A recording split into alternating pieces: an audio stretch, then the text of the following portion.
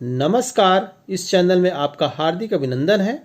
आइए देखते हैं सितार नामक वाद्य का परिचय और उसका अंग वर्णन। सितार के आविष्कार के संबंध में अनेक मत पाए जाते हैं। कुछ विद्वान इसको अमीर खुसरो तो कुछ तानसेन द्वारा इसकी उत्पत्ति मानते हैं। एक मत यह भी है कि गुप्त काल के समुद्रगुप्त, जिन्हें राजा विक्रमादित्य कहा जाता है, स्वयं सितार जैसे वाद्य के कलाकार थे। अतः वर्तमान सितार में 7 तार होने का संकेत गुप्त काल से ही मिलता है। 13वीं शताब्दी में अमीर खुसरो ने उक्त वाद्य में बकरी के चमड़े के स्थान पर अलाकू अर्थात तुम्ब फल तुम्बा लगाया, यह माना गया है। किसी का मत है कि सितार सेहतार का अपभ्रंश है।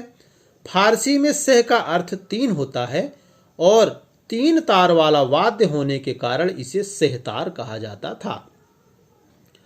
धीरे धीरे इसमें तारों की संख्या बढ़ती गई और 3 तार की जगह 7 तारों का प्रयोग होने लगा तथा इसका नाम सेहतार से सितार हो गया। सितार के रूप संशोधन तथा परिवर्तन करने एवं इसके वादन वैशिष्ट का प्रचार करने का श्रेय जयपुर राजस्थान के विद्वान अमर सेन को तथा उनके पौत्र निहाल सेन को दिया जाता है। आधुनिक प्रचलित समस्त तंत्रवाद्यों में सितार अत्यंत लोकप्रिय साज है। अंग वर्णन यानी पार्ट्स ऑफ बॉडी। 7 तार। सितार में मुख्य 7 तार होते हैं।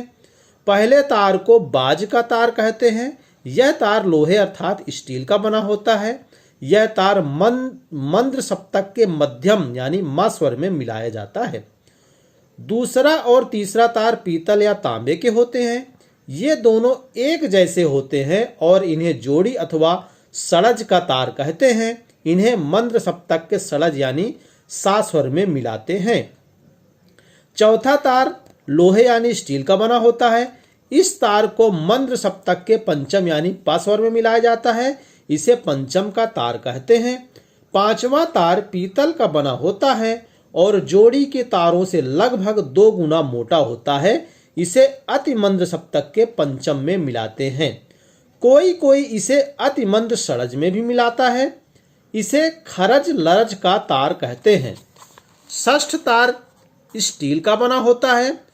6ठ मतलब छठा, यानी छठा तार स्टील का बना होता है और मोटाई में चौथे तार से कुछ कम होता है। इसे चिकारी का प्रथम तार या छोटी चिकारी कहा जाता है। 7वां तार भी स्टील का होता है, किंतु सितार के अन्य सभी तारों से यह पतला होता है। इसे तार सड़ज यानी सा अथवा कोई मध्य सप्तक के पंचम यानी पा सुर में मिलाते हैं। इसे चिकारी का दूसरा तार या पपैया का तार भी कहते हैं। तुम्बा।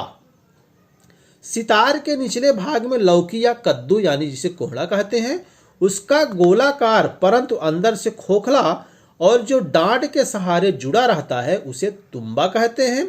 सितार के तारों में जो झंकार यानी गूंज पैदा होती है वह इसी के कारण होता है।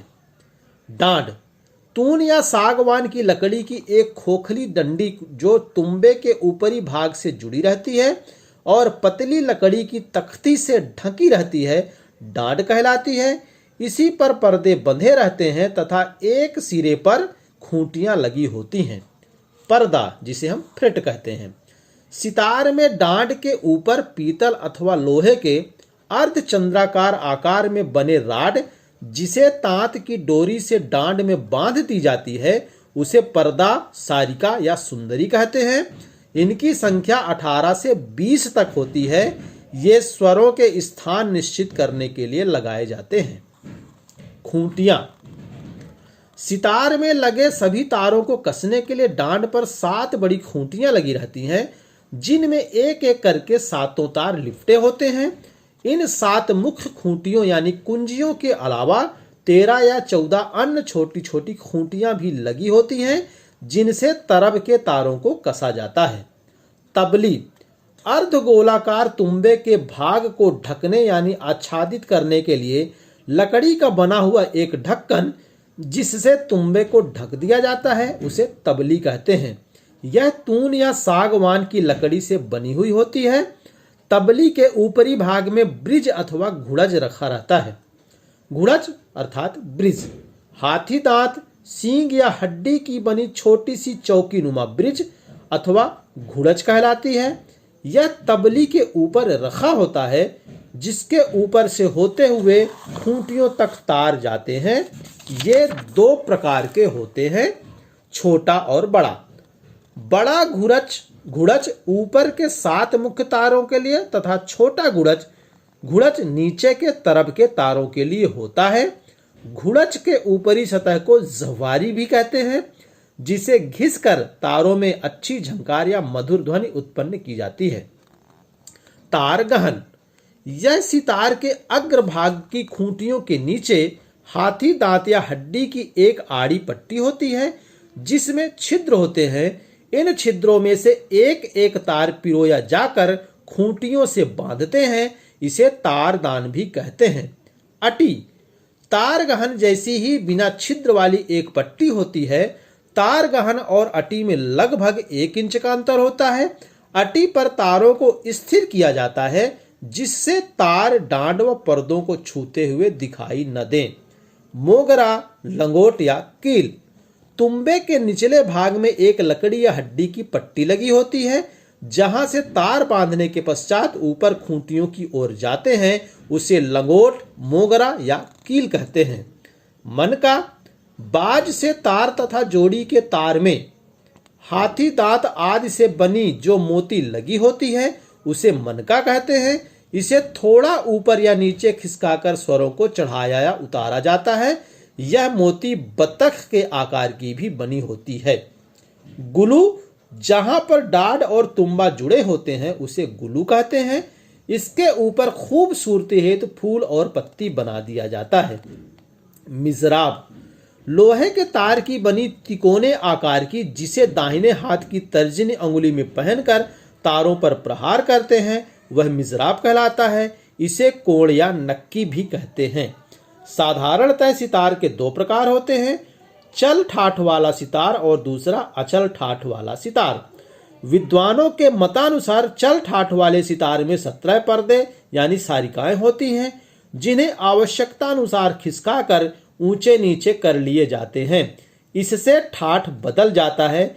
इसके स्वर क्रमशः तीव्र मा यानी मंद्र सप्तक का तीव्र मा, पा धा, कोमल नी, शुद्ध नी, ये सभी मंद्र सप्तक के स्वर हैं। फिर इसके बाद मध्य सप्तक का सा रे गा मा, शुद्ध मा और उसके बाद तीव्र मा, पा धा, कोमल नी, फिर शुद्ध नी, सा रे गा। यहां पर सा रे गा तीव्र मध्यम का तीव्र का स्वर है, तार सप्तक का स्वर है। सा रे गा तार सप्तक का स्वर। तो इस प्रकार इसके जो पर्दे होते हैं क्रमशः ये मंद्र सप्तक के मा, पा, धा, नी, सा रे गा मा, पा, धा, नी, सा रे गा, इस प्रकार से क्रम में होते हैं।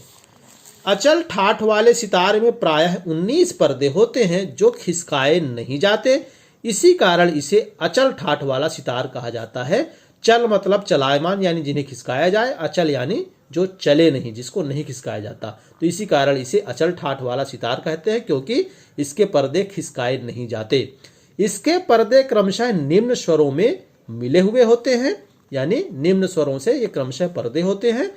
तीव्र मा, पा, कोमल धा, शुद्ध धा, कोमल नी, शुद्ध नी, ये सभी मंद्र सप्तक के स्वर। इसके बाद मध्य सप्तक में आता है सा रे गा, कोमल गा, शुद्ध गा, फिर मा, तीव्र मा, पा, धा, कोमल नी, फिर इसके बाद शुद्ध नी और सा रे गा तार सप्तक का स्वर सा रे गा हो गया। इस प्रकार इस क्रम से इसके पर्दे मिले हुए होते हैं इन स्वरों में। कोई इसमें 22 या 24 पर्दे भी मानते हैं, किंतु 19 पर्दे वाला अचल ठाठ का सितार ही बजाने की दृष्टि से सही माना जाता है। दोस्तों, हमें उम्मीद है कि हमारा यह प्रयास आपको जरूर पसंद आएगा और यदि हमारा प्रयास आपको अच्छा लगे तो हमारे इस चैनल को जरूर सब्सक्राइब करिएगा। साथ ही इस वीडियो को लाइक, शेयर और कमेंट्स भी करिए। और इसी प्रकार का यदि आप नोटिफिकेशन वीडियो प्राप्त करना चाहते हैं तो आप बेल आइकॉन भी दबा सकते हैं। और ये जो आप महत्वपूर्ण और रोचक जानकारी देख रहे हैं ये स्वर वादन सिद्धांत नामक पुस्तक से लिया गया है, जिसका लेखन CBSE हायर सेकेंडरी को ध्यान में रखकर किया गया है। और इस पुस्तक का अध्ययन आप अमेज़ॉन और फ्लिपकार्ट जैसी कंपनियों की सहायता से भी कर सकते हैं। धन्यवाद।